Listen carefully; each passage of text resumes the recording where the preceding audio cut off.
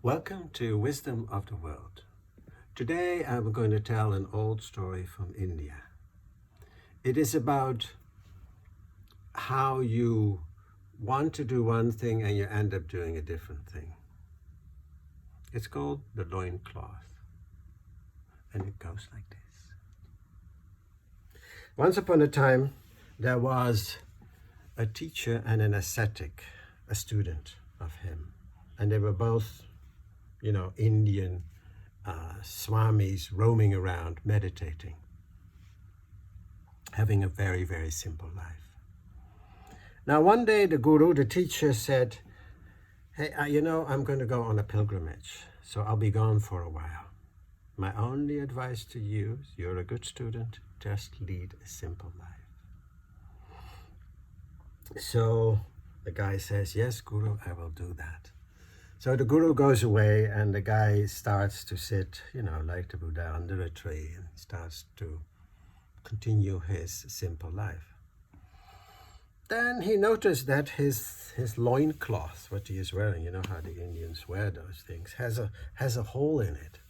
He says, how is this possible that there is a hole in it? But he sees a mouse scampering away a little further away. He said, oh, it must have been a mouse. But I can't just have a hole in here, so maybe I have to go to the village and see whether somebody's ready to give me another one. So he goes to a clothing shop, and the owner of the clothing shop says, oh yes, of course, here is another new one. Please, I'm happy to give that to you. So he takes that home and he fixes the first hole, the hole in the first loincloth, and he changes between one and the other. So he washes the one and then he wears the other. This is how he sort of goes about doing it. And he continues like that for a while, and then he says, oh, I spend actually quite a lot of time washing that loincloth, so maybe I should find somebody to wash it for me so I can spend more time just meditating. And he asks around, and one of his friends, his disciple, says, oh yes, my daughter can do that for you. So the lady comes once a week to wash his cloth. And that goes on for quite some time. And then the lady observed that, says, you are also, preparing your own meals. I could also do that for you, and then you would have more time to just practice, to just meditate. And he thinks, oh, that's a good idea. So then instead of once a week, she comes every day. And so this goes on for, several months of time, and she comes by every day, but he does have to pay her, and she notices that's actually hard for him because he's just, he's not used to that. And she says, what a solution could be is if we get a cow, you get a cow, and then that cow, I can sell the milk for you, and that would pay me also, and then everything would be self-supporting. And the guy says, really, you think so? And she says, yes, I think so.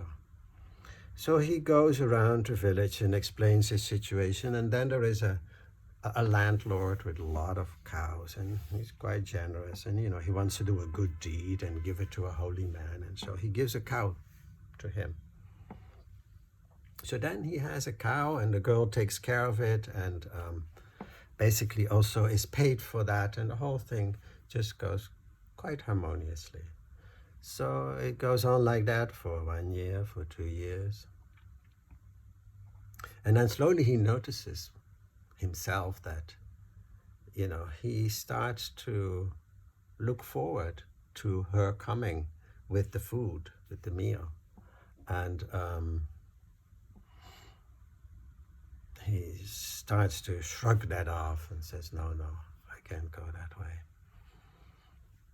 So he keeps on living as before, and then still slowly that thought keeps coming back in his mind. He actually enjoys her company. So finally he says to her, well, you could also just eat with me, because actually, he likes that. And she said, okay. And so and she cooks for two, and she, she's paid for by the cow, and then it goes on. And at a certain moment she says, in the winter the cow actually needs some hay, she says to him, because there's not a lot of fresh grass I can find around here. And I have asked everybody, I said it's for a holy man, but after several years people say, let him figure it out. So how about if we get some hay and you build a little stable for that, so that the hay is dry and the cow can eat in the winter. So he sets to work and he builds a little shed, and then life goes on like that. The cow has enough to eat. The girl is eating with him. But he notices by himself that more and more he really just likes being with that girl. And he can not stop thinking about that. So at a certain moment he said, well, maybe I should marry her if she wants to. Then we would be always together. And so again, he meditates for several months on that, and he sits, and then in the end, he cannot get rid of that thought. So he asks her,